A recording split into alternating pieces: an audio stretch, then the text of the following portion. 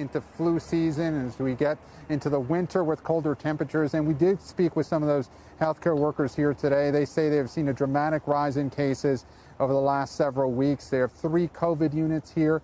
At some times they have been at or near capacity. Take a listen to what they showed us today. Take a listen to what they showed us today. Take a listen to what they showed us today. St. Vincent Healthcare in Billings, Montana wasn't always among the front lines in the war against COVID. It is now. Joey Trawick says he's personally held the hand of 23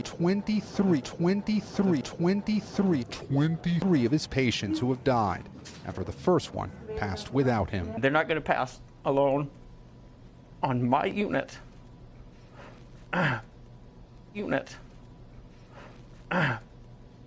Again. The hospital granted us access with the permission of patients' families to show the devastating impact of the virus. Billings is a city of more than 100,000 people, but this facility takes in critical patients from across the state. This is one of the hospital's 3 COVID units. At least 14 COVID patients here are on ventilators right now. It's a minute-by-minute struggle. Dr. Chris Spangen works in the ICU. How close are you to being at capacity right now? We're close. We're very close.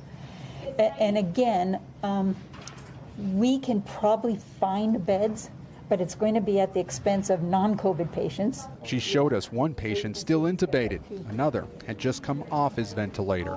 The toll here is mounting. Joey Trawick visited one of his patients now in recovery, out of isolation. When he gets to get off of the COVID unit onto a different floor where he can have a visitor perhaps,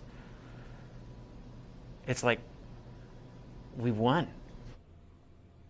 We've won. That's, one of the times that it dawns on you, there's hope.